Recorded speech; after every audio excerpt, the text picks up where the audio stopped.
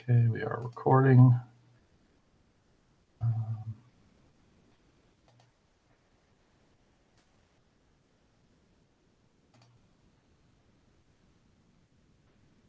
And just going to turn on some lights here. There we go.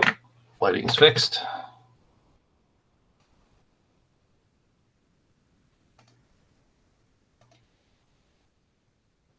All right.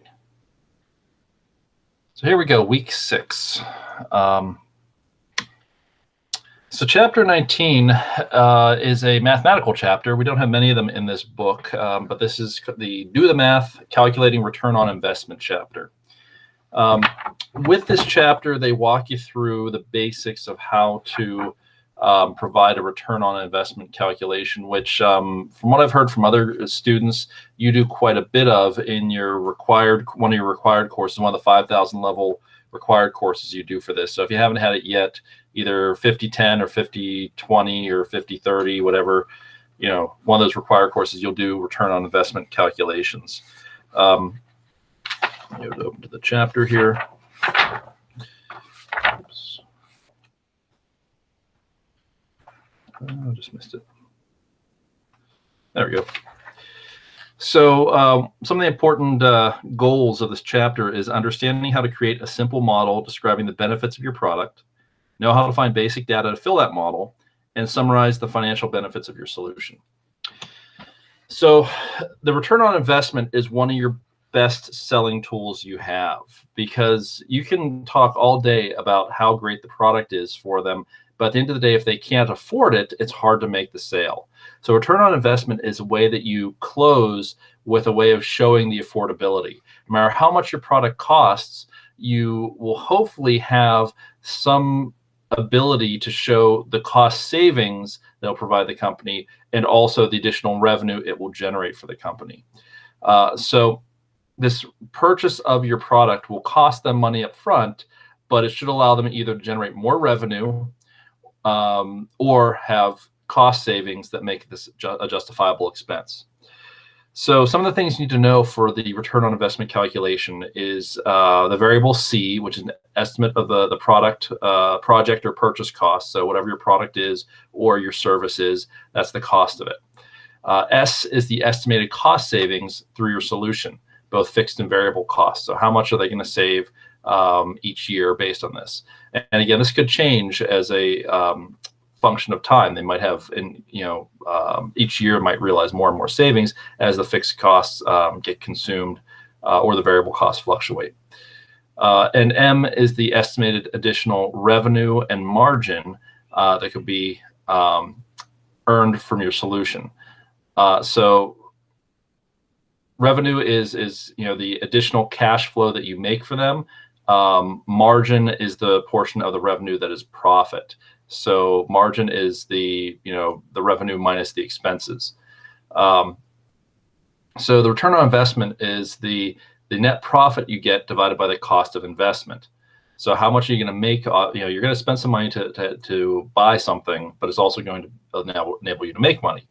So you can figure out how much money it makes you and divide that by the cost of your investment.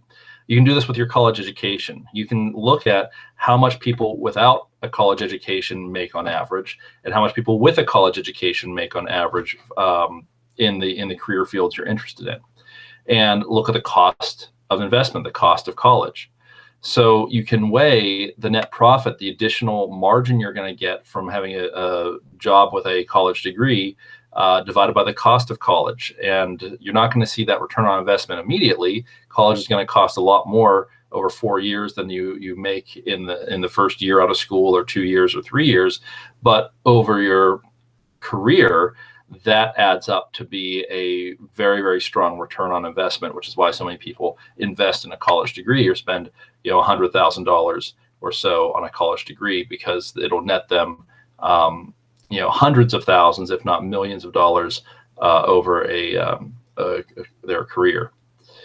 So the equation is the return on investment can be found by taking your S, your cost savings, plus R, the additional revenue, minus the cost of the purchase, C. So your margin is R minus C. And then you divide all that by C, that project cost.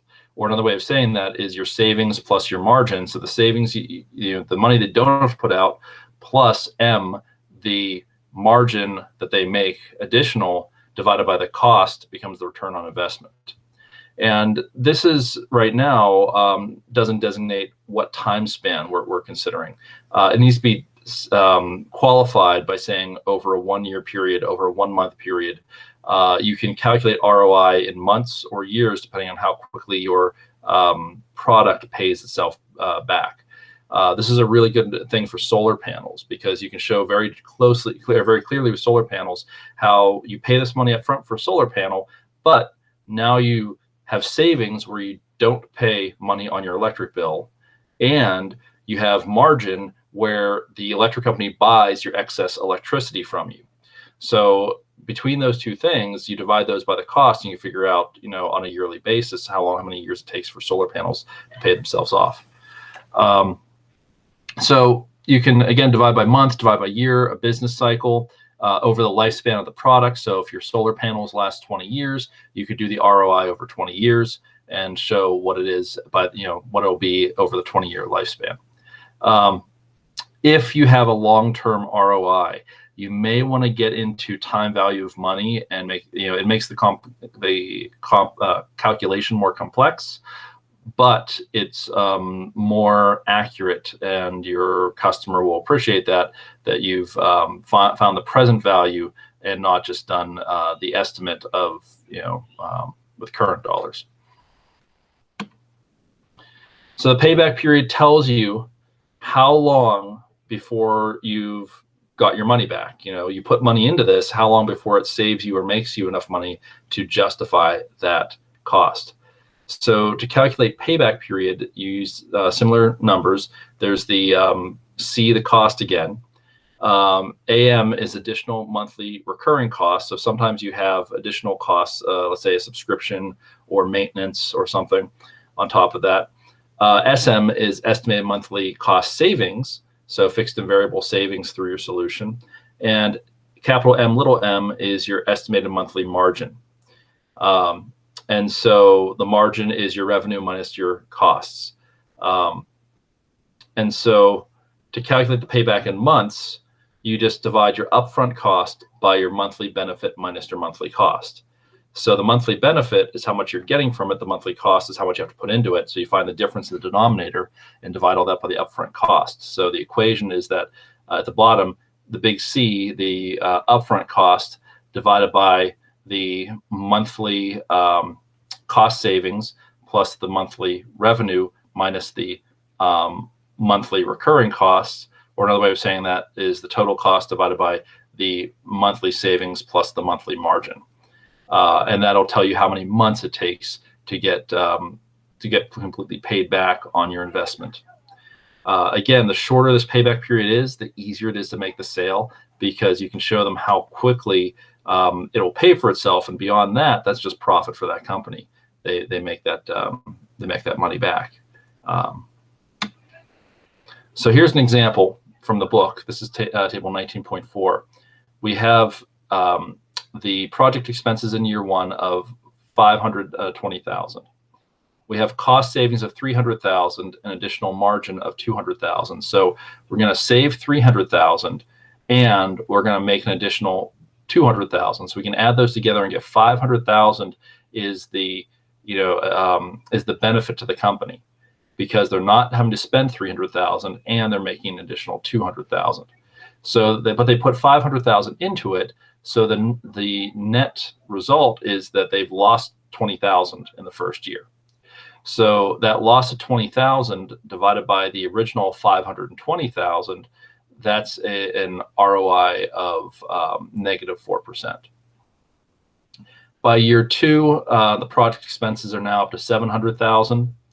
So this is cumulative. And so this 520 plus the additional costs in year two bring up to $700,000. Our cost savings are $300,000 a year, and our margin is $200,000 a year. So again, this is cumulative. So total expense is $700,000, but the benefit has been $1 million when we add the middle B and C up, And so with $1 million in benefit and $700,000 in expenses, there's a $300,000 net gain, which is a 43% return on investment when you take the $300,000 divided by $700,000. And then lastly, in the third year, we have $880,000 total expenses, $1.5 million total benefit for a return on investment of 70%. And so the payback period, if we calculate that, is just over a year. It's just shy of 13 months by that monthly calculation, because you can look at the monthly expense or the expenses here divided by the monthly cost savings of 300,000 divided by 12, the additional margin of 200,000 divided by 12, and calculate that payback period. The book says when you calculate ROI, typically you talk about it over a 1, 2, or 3 year time frame. Anything beyond that is really getting farther down in their budget cycle, and a lot of executives are really concerned with near-term returns. It's been harder and harder for executives to do long-term investments because of the demands of immediate demands on stock price and return on equity. So if you can show a really quick return, then it's all the better for your company. And so you can say, look, you're not taking much of a loss this year. It's a little 4% investment, and then by next year you have a 43% return on investment, and then 70% the following year. So these kind of numbers are really encouraging for prospective clients. Right. So let me stop the recording here. And for the at-home viewers, they will go to the discussion and answer the questions.